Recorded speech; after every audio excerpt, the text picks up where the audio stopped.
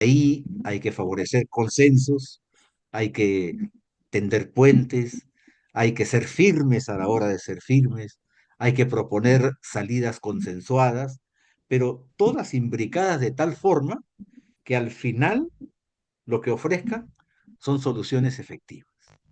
Son soluciones efectivas.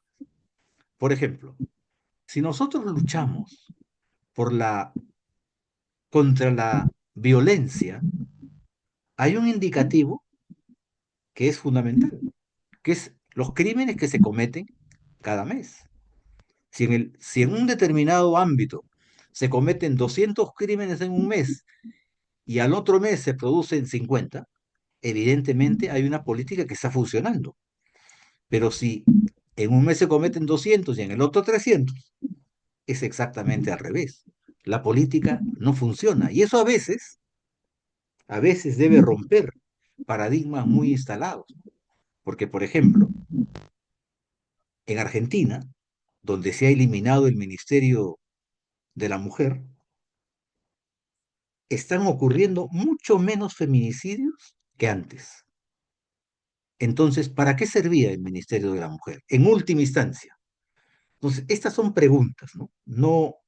No esconden posiciones, sino preguntas prácticas para respuestas prácticas, de tal manera que el ciudadano, el contribuyente, tenga ante sí una solución a la vista o a mediano plazo que le permita confiar en la democracia y en el dirigente de turno que adhiera a estos principios. Si logramos hacer una revolución de la democracia, en democracia, aunque hemos escuchado esa palabra tantas veces que hasta ya decirla hay que tener un poco de sonrojo, pero si logramos hacer eso de manera sencilla, podemos encontrar una salida a nuestros problemas. Podemos esperar, pero no 200 años, pues, no 200 años. O sea, no podemos empezar o concluir un bicentenario en las condiciones en las cuales lo hemos concluido nosotros y otros países, ¿no? Que han tenido un sistema de gobierno, porque han habido tantas vicisitudes que ese sistema se ha desvirtuado, se ha construido, se ha reconstruido, se ha roto, se ha vuelto a armar. Finalmente, no hay resultados. Y lo que cuentan son los resultados. Tengamos una mirada optimista.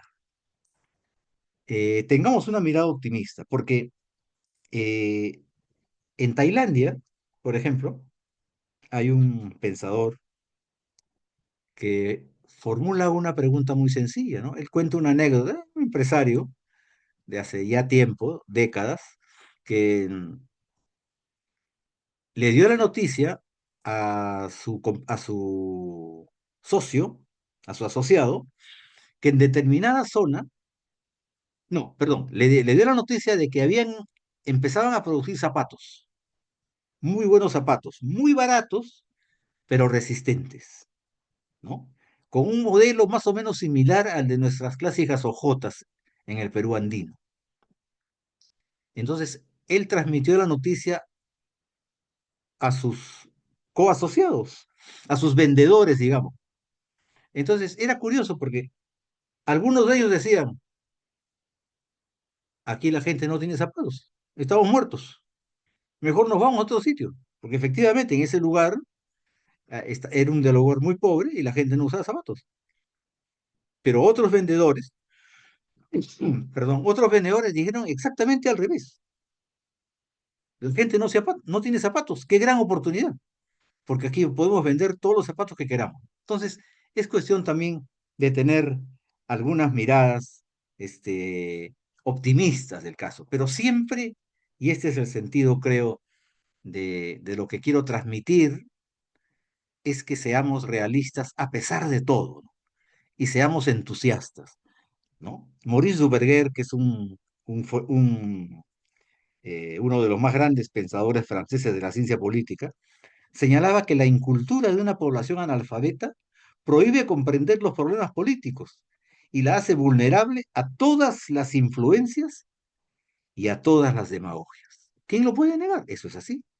Pero ¿va a significar eso que le vamos a quitar el voto a los analfabetos? Impensable, impensable. ¿no? Y de que vamos a exigir otras, otras características para quienes ocupan responsabilidades políticas, ahí sí no lo sé. Es posible. China tiene un sistema, ¿no? Y su milagro económico se debe en gran medida a eso. Tiene un sistema en la que no todos los ciudadanos pueden acceder a un cargo político. Tienen un sistema de depuración. No lo conozco en detalle, pero lo tienen. Entonces, lo importante es que esto nos llame a la reflexión y nos invite a tener visiones de futuro para que las elecciones que se nos acercan, el proceso con sus candidatos, ahora que hay dos cámaras, se dice, por ejemplo, que el gran argumento del Senado como institución es que permite revisar lo que hace la Cámara de Diputados. Ya lo tuvimos. Y hay quienes dicen desencantados que no es nada más que engrosar la burocracia parlamentaria. Vamos a ver. Ojalá cumpla su objetivo. Ojalá cumpla su objetivo. Hay países que tienen senados, otros no lo tienen, los más lo tienen, pero de todas maneras siempre está en la posibilidad de construir, y pero de construir sobre base firme, ¿no? Finalmente quiero concluir estas breves palabras con en realidad es un verso de Jorge Luis Borges, que es un extraordinario escritor argentino, que pone como contrapeso a una frase pronunciada, creo que en el Sermón de la Montaña, si no lo recuerdo mal, cuando Cristo dice, ¿no? No, cuando le dice a Pedro, su discípulo preferido, le dice, tú eres Pedro, ¿no? Y sobre esta piedra edificaré mi iglesia. Lo que quería decirle era, tú eres Pedro, y sobre esta piedra, o sea, porque sobre piedra, si yo edifico sobre piedra, eso está garantizado que no se va a derrumbar. Borges en su Evangelio Apócrifo dice, ¿no? Nada se edifica sobre piedra, todo se edifica sobre arena, pero nuestro deber es edificar como si fuera piedra la arena. Entonces, de eso te trata, estimados amigos, ¿no? La arena puede ser piedra, pero hay un elemento que se llama justicia social, que se llama emoción social, que se llama ética, que ha tenido varios, que se llama religiones, que ha tenido diversas acepciones en el decurso de los tiempos, pero que distingue al hombre de los animales, ¿no? Y entonces, finalmente, se podrá entender que hay que construir con fe, hay que construir con fe, aunque sepamos que lo que donde estamos construyendo es un terreno feble. Muchas gracias, José, muchas gracias, Arturo, y muchas gracias a todos. Muchas gracias, don Jorge Lania. En realidad, muchos motivos para reflexionar a partir de esta disertación. Eh, ¿Alguno de los presentes desea hacer uso de la palabra o plantear alguna pregunta, hacer algún comentario, etcétera? Eh, pueden alzar la mano o tomar la palabra directamente.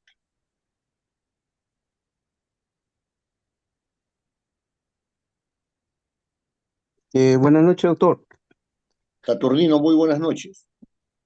Sí, ¿qué tal, doctor? Muy buena la exposición, ¿no? Porque como ya pues, a veces la experiencia que tiene, pues se nos hace meditar, nos hace reflexionar. Como dice también, pues ahora cómo va a ser el que tenga cámara de diputado, dos cámaras. Pero siempre yo me preocupa de que ahorita nuestra imagen del Congreso y aparte que está caído, pues, ¿no? El 5, 6%, 7%. ¿Y cómo podemos mejorar la imagen o fortalecer la imagen del Congreso? A veces siempre mucho he preguntado, expositores me dicen, ¿cómo? Mira, el Congreso no podemos mejorar con dos cámaras ni tres cámaras. El problema del Congreso o la política es, son las personas que están, dice. Entonces, y así me dijeron. ¿Por qué? Porque entonces tenemos que tratar de modificar la Constitución, algo que entran pues profesionales o políticos experiencia, ¿no? Que tenga pues trayectoria, perfiles, algo. Porque hay mucha improvisación ahorita en la política. Entonces tenemos que saber elegir, a veces los electores ahorita se lamentan con cómo está la política, está la corrupción, muchas cosas que está existiendo. Y como digo, vuelvo a decir, cómo podemos fortalecer, mejorar, ¿no? Nuestra imagen del Congreso, ¿no? Nuestra institución, que siempre nosotros lo queremos mucho, pero como dice siempre, las personas que están en la política están mal, pues mucha improvisación, no hay buenos proyectos y sacan proyectos y faltan a veces reglamentar, ¿no? Muchas. Entonces, eso es lo que es mi pregunta y mi reflexión, ¿no, doctor? Gracias. Don Jorge, ¿quiere usted hacer un comentario sobre la intervención de nuestro amigo Saturnino?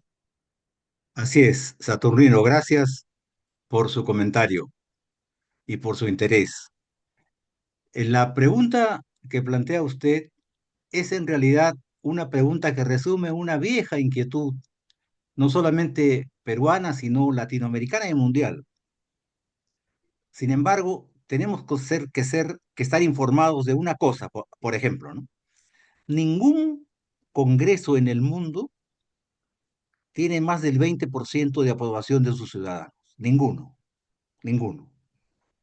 Eso es la realidad, ¿no? Eso es la realidad. Esa es la realidad. Ahora, ¿eso quiere decir que se justifica? No, en modo alguno, en modo alguno. Cuando usted señala de que es posible promover alguna posibilidad de que tengamos algunos filtros, bueno, esa es parte de la discusión que señalé, pero que es para fortalecer la democracia de aquí en más, en el horizonte. No es inmediato, porque por el momento tenemos reglas bien claras. Y finalmente, nuestro Congreso es el reflejo de lo que somos como sociedad. O sea, tampoco podemos pretender con lo que tenemos y lo que somos, tener un Congreso que no refleje, somos nosotros mismos los que estamos allí. Entonces, así como, por ejemplo, eh, la sociedad se fragmenta, la sociedad se divide, la sociedad es esclarecida o no, igual se refleja en el Congreso porque el parlamentario solo necesita responder a la voluntad popular. Y Vox Populi es Vox Dei, cosa que es verdad, pero justamente la experiencia humana y el conocimiento hace de que cada vez debamos interpretar mejor esa realidad, tratando de encontrar salidas creativas, pero sin perder la esencia de las democracias, que es el sentido de igualdad. ¿Alguien más desea intervenir con sus comentarios o preguntas?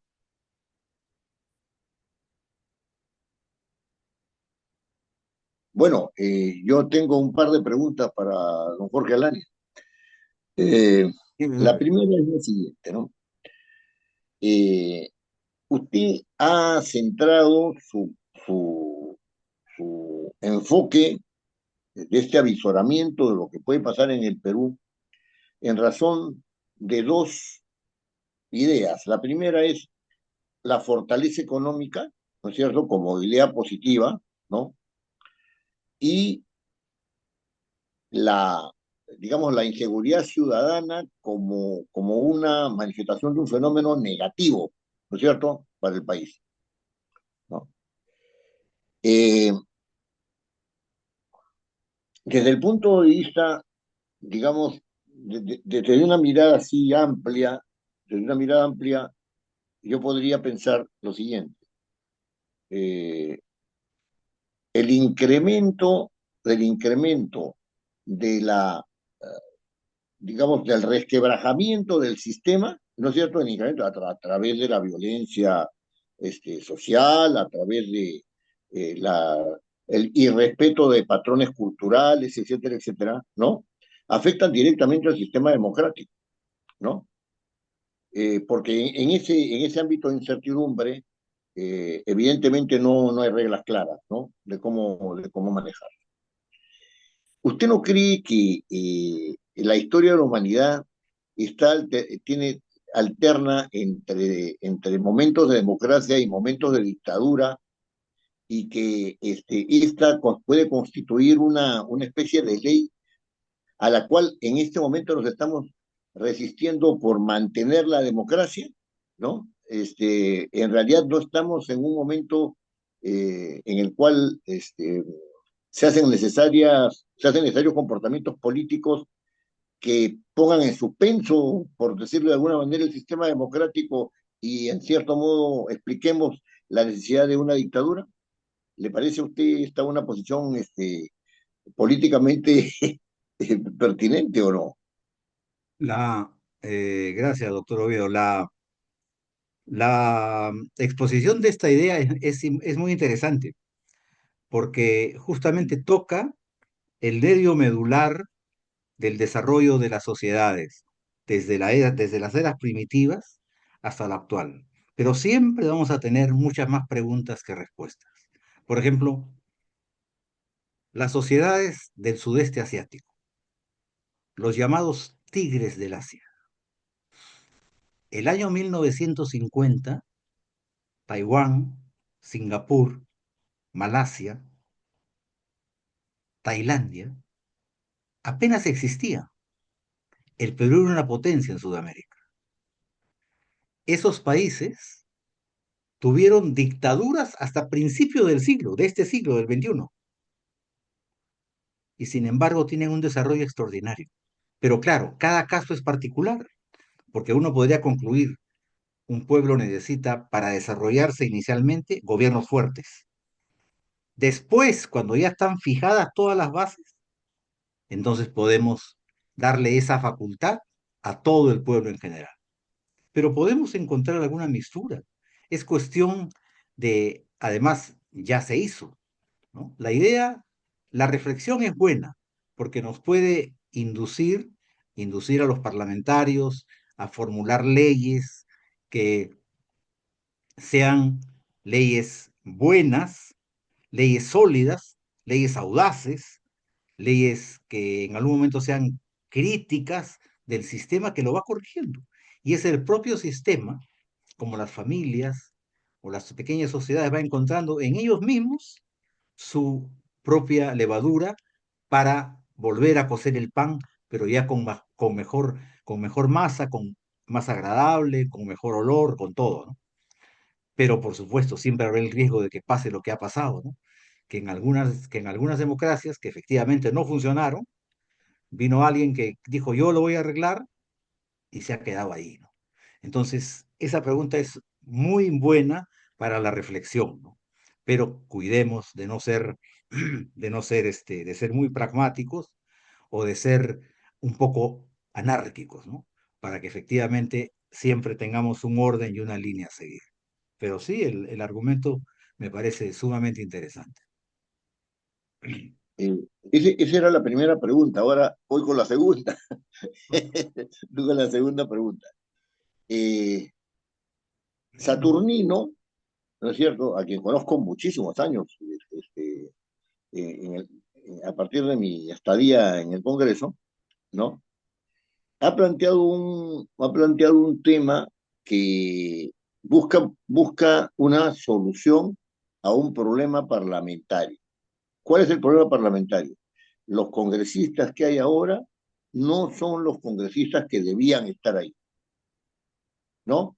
Fueron elegidos y todo, pero han demostrado que son incapaces, se ha demostrado que son corruptos, se ha demostrado que este, improvisan muchísimo, ¿no es cierto?, para la solución de los problemas, etc. Y creo haber entendido de su intervención que existe la necesidad de colocar requisitos, ¿no es cierto?, para acceder, ¿no?, a ser congresista, ¿no es cierto?, para postular a ser congresista. Y también he advertido que usted en su exposición ha dicho que es impensable, con eso yo concuerdo, ¿eh?, pero usted ha dicho que es impensable que los analfabetos no voten, porque hay algunos de los criterios que dicen, no, o sea, no, los analfabetos no saben de qué se trata este asunto, entonces tenemos que sacarlo, ¿no? Los alfabetos solamente pueden votar, es verdad, es cierto, también alguien está pensando en esa idea que me parece una idea inviable, francamente, por ahí está. Entonces, la pregunta es la siguiente. Si se acepta que deben haber más requisitos para que los congresistas existan, para que los congresistas sean elegidos, ¿no? Es porque uno está esperando que tengan competencias que les permitan realizar bien sus funciones. Y esas funciones son funciones de congresistas que no las realiza nadie más. Entonces, la pregunta es, va por dos lados. Algunos dicen que si se colocan más requisitos se rompe el principio de igualdad, ¿no es cierto?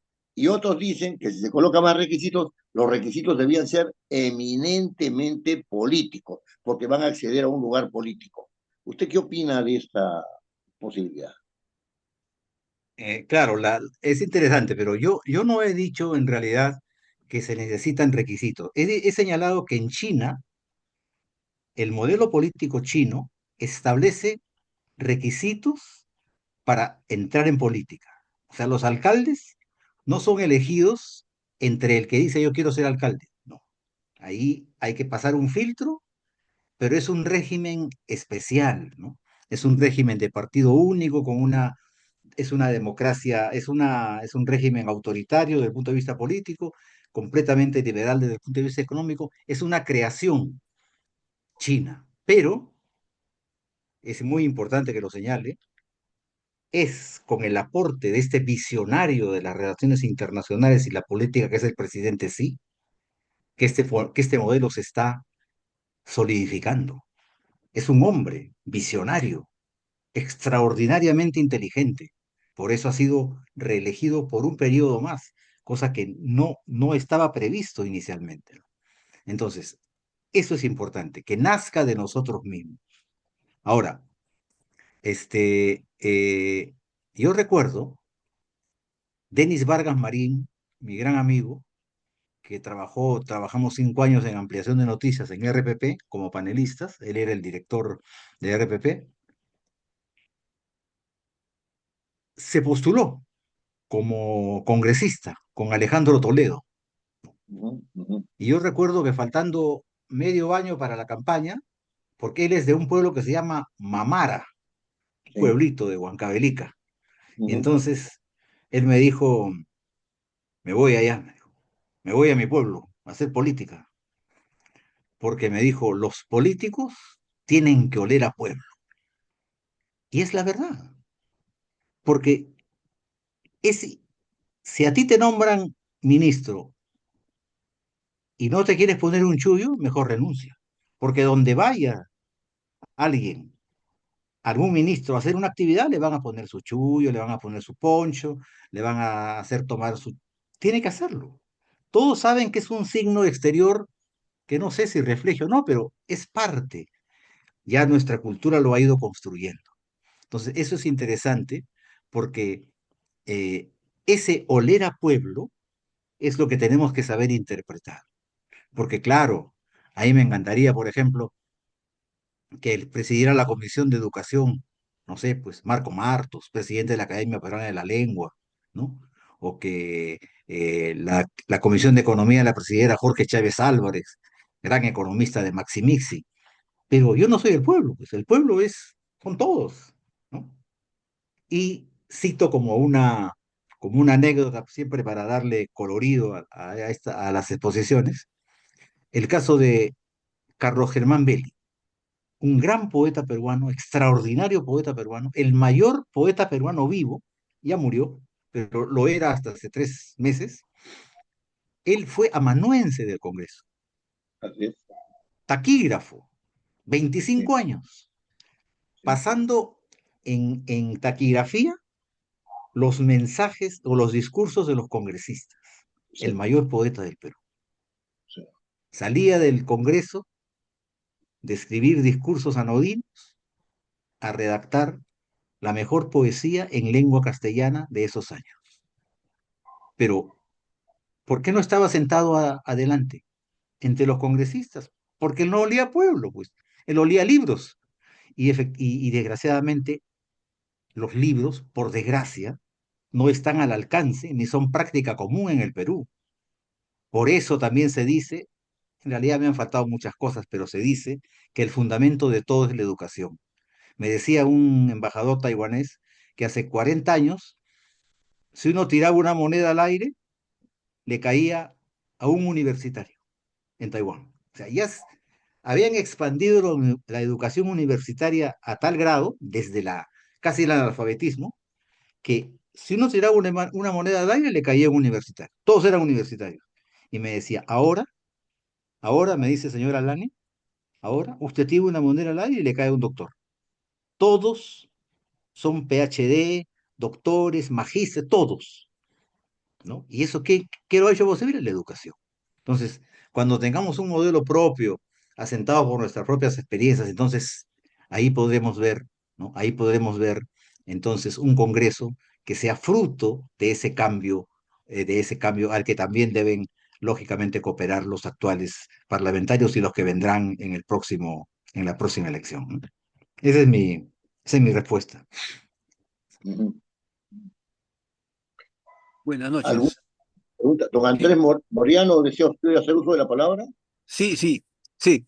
A ver, una pregunta para el doctor Alanía. La seguridad es uno de los pilares de la democracia, porque sin seguridad la inversión se espanta. Como estamos viendo, están cerrando microempresas, pequeñas, digamos, personas que están poniendo sus negocios. Y bueno, estamos yendo de mal en peor. Ahora, esta situación está, digamos, afectando tanto a nuestra sociedad. Y mi pregunta es, ¿cuál es el impacto que vaya contra nuestra democracia? O sea, hasta dónde va a afectar esta violencia creciente en nuestra patria? Esa es mi pregunta. Bien, mire, la pregunta es crítica realmente y seguramente se la hacen muchos peruanos, ¿no?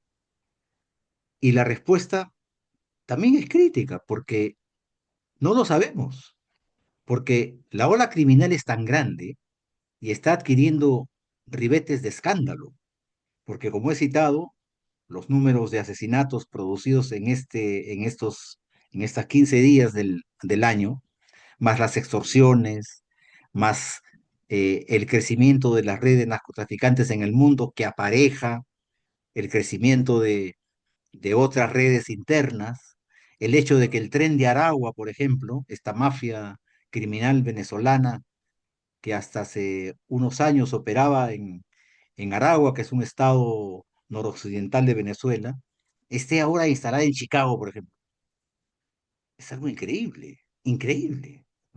Entonces, lógicamente que la inseguridad afecta a la democracia y la ataca en su raíz, porque la seguridad es clave para todo. Porque un país, una ciudad sin seguridad no puede producir.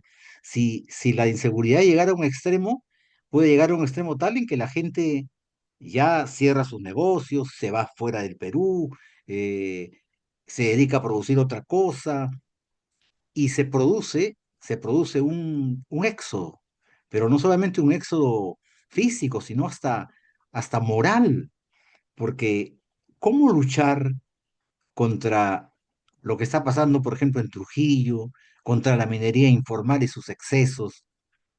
Vuelan torres como los terroristas.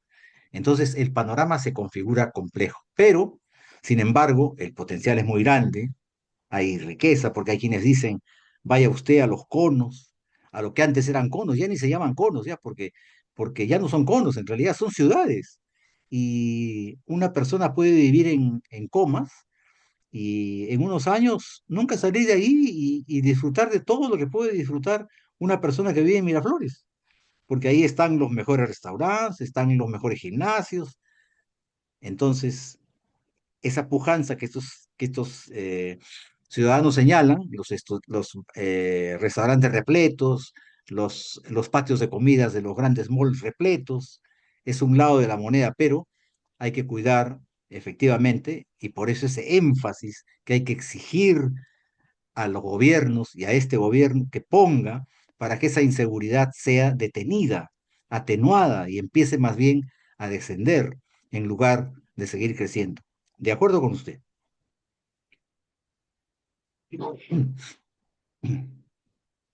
Muy bien.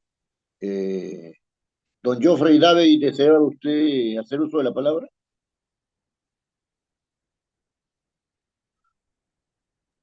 Buenas Parece que noches, mi querido amigo doctor José Oviedo. Mi saludo respetuoso y felicitación por la exposición al doctor Jorge Alania y a don Arturo Landaure, que nos convoca cada vez que se presenta una muy buena oportunidad. Comenzando el año y este periodo de sesiones entre nosotros, que se vislumbra muy cargado de expectativas, de conocimientos, de esperanzas.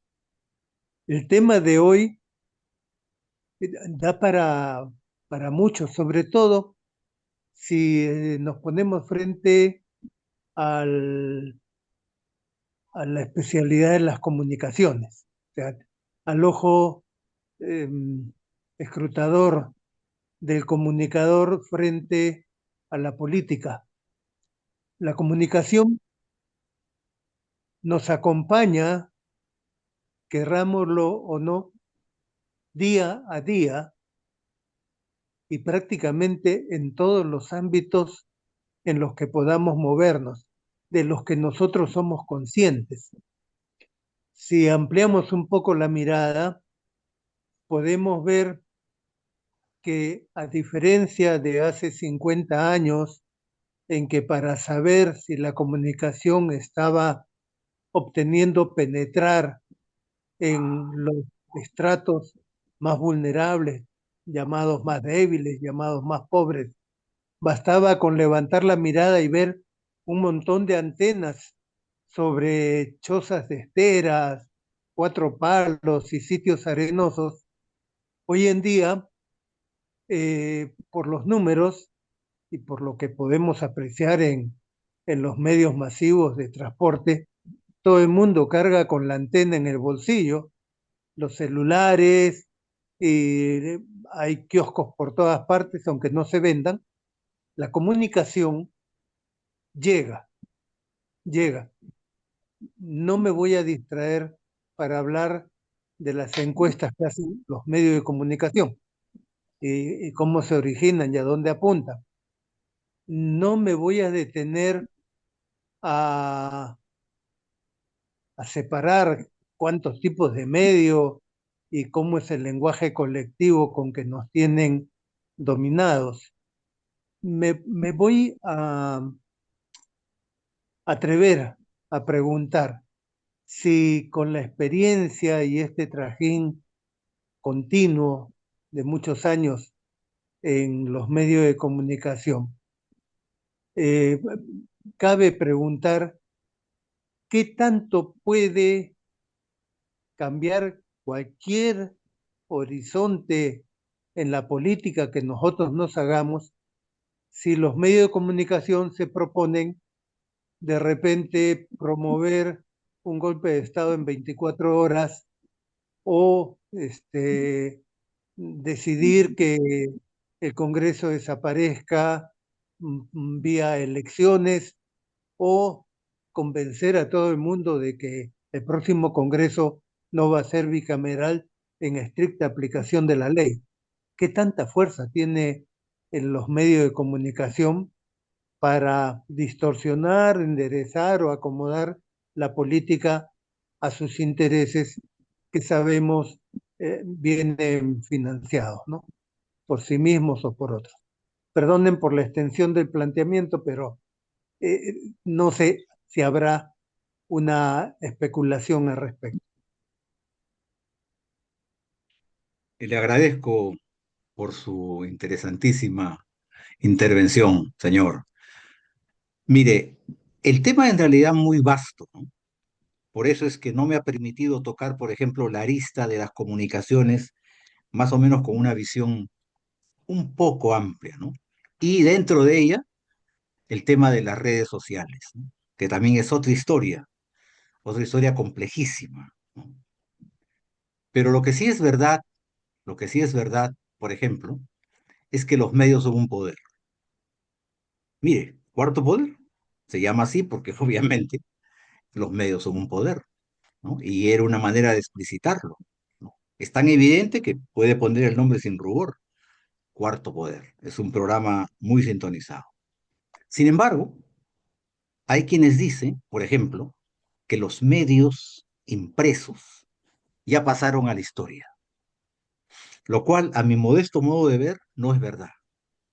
Pero hay quienes lo sostienen, así como se sostuvo en un determinado momento que los libros impresos también ya estaban fuera de la modernidad, ya casi no existían. Sin embargo, la realidad demuestra lo contrario. En cuanto a las redes sociales, hay quienes señalan que son un instrumento envilecedor de la juventud. Los países de otras latitudes inician legislaciones para restringir su acceso a los menores, a los escolares, y hay una serie de movimientos para limitar el acceso a las redes.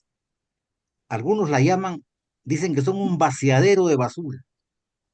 Sin embargo, ¿quién no puede reconocer que efectivamente son vehículos de comunicación instantánea increíble?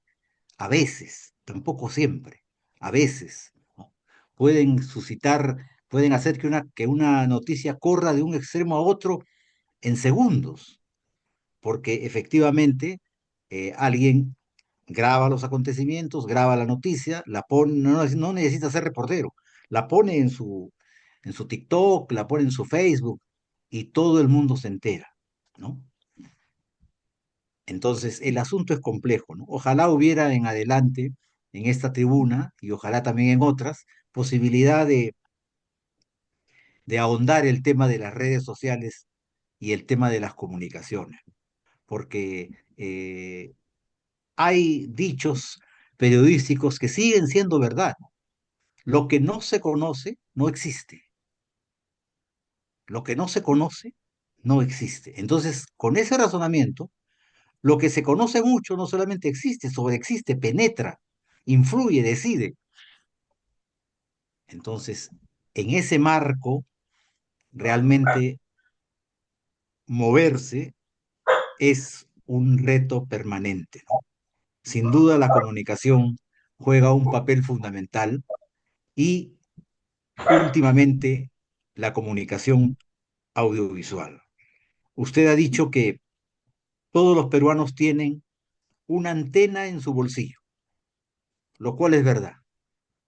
Yo cuando veo en el ascensor, en los ascensores, a todos leyendo su celular y cuando veo en las calles a todos cruzando la pista con su celular o en los micros o en los taxis o donde vaya uno, yo me pregunto, esa comunicación que se está dando ahora, ¿dónde iba antes? Porque da la impresión de que cada peruano escribiera una enciclopedia, porque tanto se comunica que, ¿qué se comunica? O sea, ¿qué cosa está contando? ¿Qué cosa está pensando? La verdad es una incógnita. Y quería terminar mi respuesta con esta cifra, ¿no? En el año 1996, en el Perú habían 36.000 celulares. 96. Mire, o sea, 20, ya van a ser 25 años. Es nada en realidad. Pero para la tecnología eso es demasiado tiempo. De 36.000 celulares en el año 96, ahora tenemos cerca de 50 millones de celulares en el Perú. En todos los sitios, todos tienen un celular, todos se comunican, todos interactúan, todos conversan. Pero uno se pregunta, ¿pero y algo cambia? ¿Algo mejora? Bueno, las respuestas siguen estando allí para quien quiera hurgar en ellas, ¿no? Gracias. Muy bien. ¿Alguna otra intervención, alguna pregunta?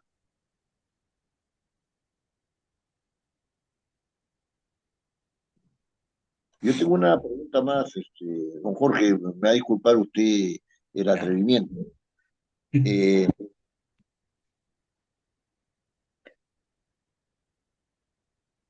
los temas, los temas referidos a la inseguridad ciudadana hacen avisorar un panorama para el 2025, ¿no? Un tanto difícil, ¿no? Un tanto difícil. Pero la dificultad no viene solamente del hecho de que las organizaciones delincuenciales, porque ya no se puede hablar de delincuencia individual, ¿no? O casual, sino que hay una organización, las organizaciones delincuenciales vayan en aumento, sino también de la capacidad de respuesta que tienen las autoridades frente a esto, ¿no? La limitación está dada porque se trata de un problema transnacional, al parecer, ¿no? Bueno, no tan al parecer, en realidad es un problema transnacional, ¿no? Que el tren de Aragua esté en este momento en Nueva York siendo combatido por los norteamericanos de manera directa, ¿no? Según las últimas disposiciones del presidente Trump, ¿no? Este, este, deja claro que se trata de un problema internacional, ¿no? También andan por acá. La pregunta que le quería hacer es esta. En todas las revoluciones, en todos los procesos revolucionarios, ha habido previamente un proceso delincuencial acompañado de una ideología que puede llamarse una élite o que en términos marxistas sería una vanguardia, ¿no es cierto? La famosa vanguardia revolucionaria, ¿no? Muy bien, en todos, en todos los movimientos. En Rusia, la toma del poder por Lenin, ¿no? Estuvo precedida por actos de barbarie. En China con Mao pasó lo mismo. En la Revolución Francesa ya los jacobinos fueron lo máximo ya de la Revolución Francesa, ¿no es cierto? En la Revolución Norteamericana pasó exactamente lo mismo, ¿no? La pregunta que hago ahora es, ¿podemos hablar de una delincuencia, entre comillas, revolucionaria en el país exportada desde Venezuela o no? Eh, ¿Cómo es lo último? ¿Podemos hablar? Podemos hablar de un movimiento delincuencial, ¿no es cierto? Politizado, exportado desde Venezuela o no. Claro, sería aventurado señalarlo sin tener pruebas efectivas, ¿no? Algunos señalan que eso es así, ¿no? Algunos señalan que eso es así, pero en todo caso, la violencia está presente eh, permanentemente, ¿no? Y está adquiriendo niveles insospechados, ¿no? Por ejemplo, hemos celebrado hace poco los 80 años del campo de concentración de Auschwitz, ¿no? Que fue la expresión máxima de la barbarie nazi para con toda una, una comunidad, un pueblo, ¿no? Y se pensó que ahí era el pináculo, y ahí ya era difícil sobrepasarlo, pero eso han seguido tantos genocidios que ¿quién puede decir que eso no va a seguir sucediendo en el futuro? Efectivamente, ¿no? ¿Y qué va a pasar con las revoluciones?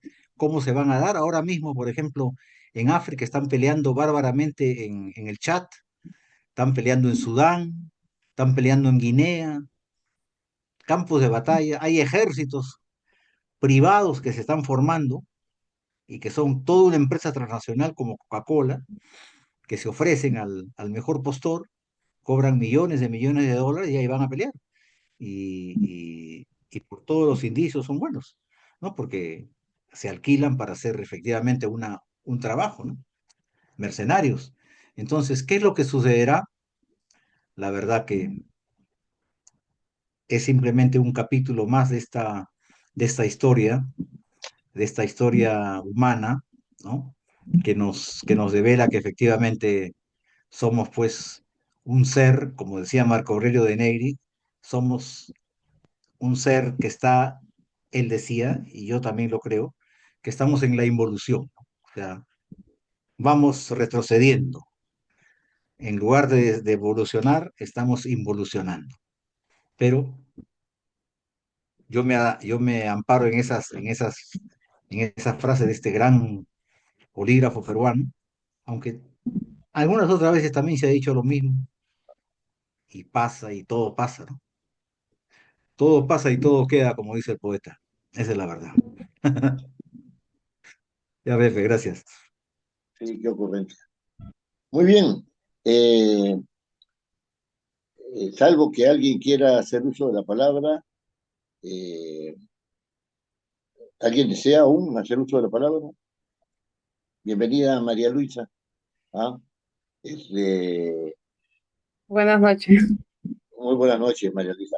Eh, Don Arturo Landaure, para cerrar esta primera reunión del año 2025. Gracias, doctor Oviedo. Quiero agradecer al doctor Jorge Alaina por su excelente conferencia que nos ha dado. Es un horizonte que realmente tenemos que mirar qué puede pasar. Son muchas aristas que están en juego con tantos candidatos presidenciales.